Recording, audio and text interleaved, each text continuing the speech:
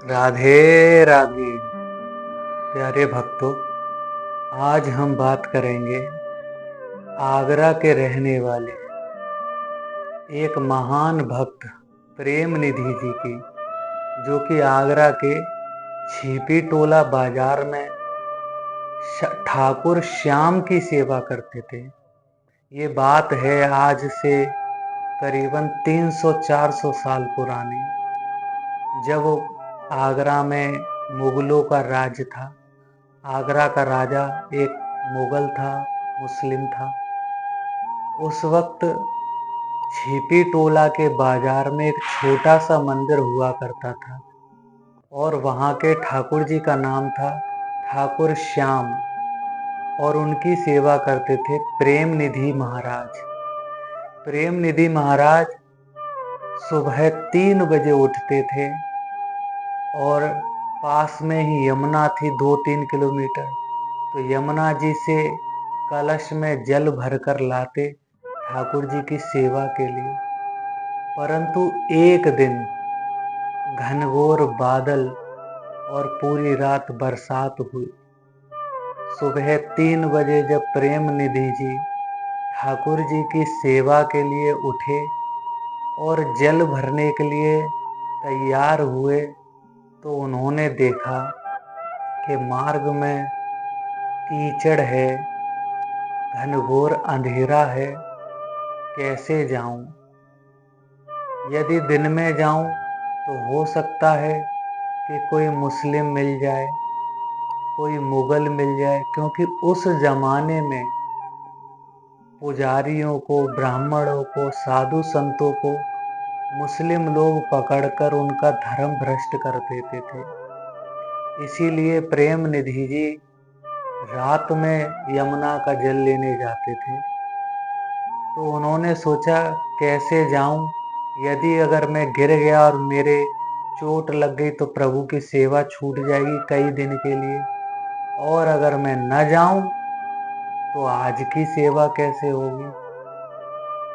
इसी असमंजस में प्रेम निधि जी सोच रहे थे। इतने में उन्होंने देखा कि कोई 16-17 साल का बालक हाथ में मशाल लेकर यमुना जी की ओर जा रहा है। तो वो प्रेम निधि जी उस बालक के पीछे पीछे चलने लगे और सोचा, अच्छा है प्रभु ने व्यवस्था कर दी रोशनी की। अब जहां तक ये बालक जाएगा वहां तक तो मुझे रास्ता दिख ही जाएगा रोशनी में, क्योंकि मशाल लेकर बालक चल रहा है आगे आगे। परंतु ये क्या, वो बालक तो यमुना जी तक आया। प्रेम निधि जी बड़े आश्चर्य में कि ये बालक यमुना जी तक आया, और फिर यमुना किनारे आकर वो बालक दूसरी दिशा में जाने लगा। प्रेम निधि जी ने सोचा, चलो मेरा काम तो हो ही गया। उन्होंने यमुना जी से कलश भरा और सोचने लगे कि अब आ तो गया उस बालक के सहारे, पर जाऊंगा कैसे। जब इतना सोच रहे थे तो देखा कि वो बालक फिर से प्रेम निधि जी के आगे चलने लगा।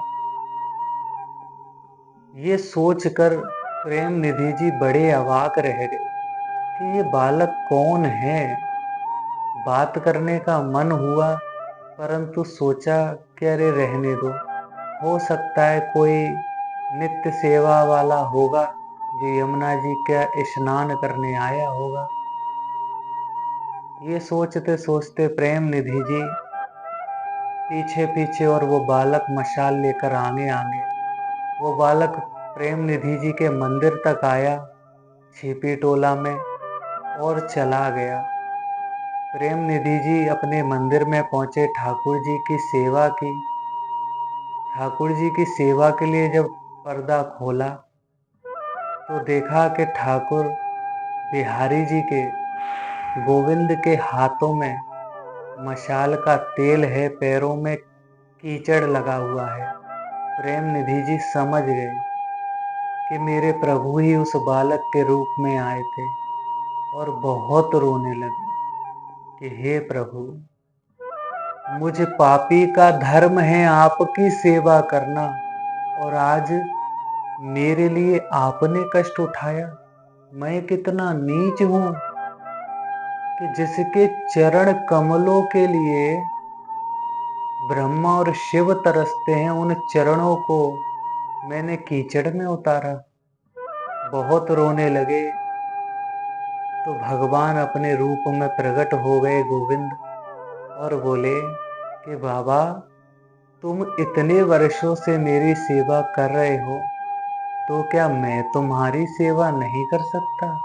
अरे तुम मुझसे प्रेम करते हो बाबा, तो मैं भी तो तुमसे प्रेम करता हूँ। अब गोविंद की सेवा की समय बीतता गया। लोगों के बीच में प्रेम निधि जी की प्रशंसा बढ़ने लगी। लोग प्रेम निधि जी के मंदिर में आने लगे। प्रेम निधि जी लोगों को कीर्तन, कथा, प्रवचन मंदिर में सुनाते थे, तो लोग आनंद लेने लगे। परंतु कुछ ईर्ष्या करने वाले, द्वेष करने वाले लोगों ने आगरा का जो मुस्लिम राजा था, उसको शिकायत की और बोले कि महाराज, आपके राज्य में अधर्म हो रहा है। हमारे धर्म का एक व्यक्ति मंदिर में बहन बेटियों को नचाता है और उनके साथ गलत काम करता है। वो तो मुस्लिम था ही राजा, उसको भी मौका चाहिए था प्रेम निधि जी को पकड़ने का, सो मिल गया।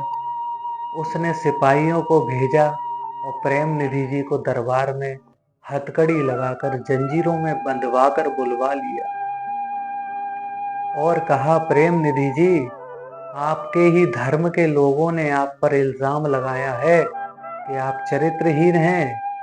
आप मंदिर में बहन बेटियों को बुलाकर, महिलाओं को बुलाकर नचाते हैं, गलत काम करते हैं।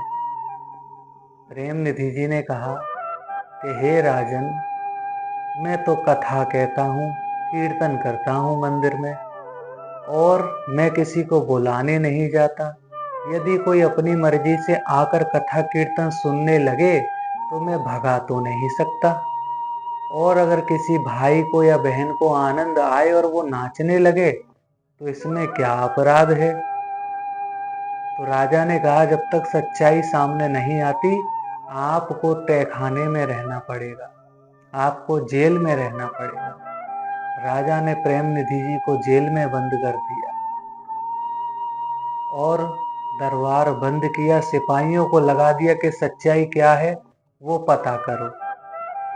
अब सिपाही सच का पता लगाने के लिए चले गए और प्रेम निधि जी को जेल में बंद कर दिया। रात्रि का समय था, ठाकुर जी को प्यास लगी। अब जल कौन पिलाए? प्रेम निधि जी तो जेल में थे। अब ठाकुर बांके बिहारी मोहम्मद साहब का, मुसलमानों के खुदा का रूप लेकर उस राजा के कमरे में प्रकट हो गए और राजा को लात मारकर बोले, रे, तू सो रहा है और मुझे प्यास लग रही है, मुझे जल पीना है। राजा उठा, कांपते हुए प्रणाम किया और बोला, या खुदा, मेरे मोहम्मद, मेरे अल्लाह, आप, मेरा बड़ा सौभाग्य है जो आप मुझे दर्शन देने आए हो। और राजा सोने के पात्र में जल लाया। ठाकुर जी ने एक और लात मारी और वो जल गिरा दिया। बोले, मैं तुझ जैसे अधम और नीच के हाथों से पानी नहीं पीऊंगा। तो राजा बोला कि आप किसके हाथ से पानी पिएंगे? कि जिसको तूने जेल में बंद कर दिया है वो मेरा बंदा है, वो मेरा भक्त है, निकाल उसे बाहर, प्रेम निधि को। राजा रोने लगा कि मुझे माफ कर दो खुदा, मैं नहीं जानता था कि वो आपके हैं। अचानक राजा की आंख खुली और राजा ने देखा कि ये तो स्वप्न था, परंतु राजा के कमरे में पानी फैला हुआ था, सोने का पात्र जमीन पे गिरा हुआ था। राजा समझ गया ये स्वप्न नहीं, ये हकीकत था। राजा तुरंत दौड़ा, मंत्रियों को बुलाया, प्रेम निधि जी को जेल से निकाला और माफी मांगी और बोला कि आप खुदा के सच्चे बंदे हो, आप भगवान के भक्त हो, हमसे आपके प्रति अपराध हो गया, हमें क्षमा कर दो।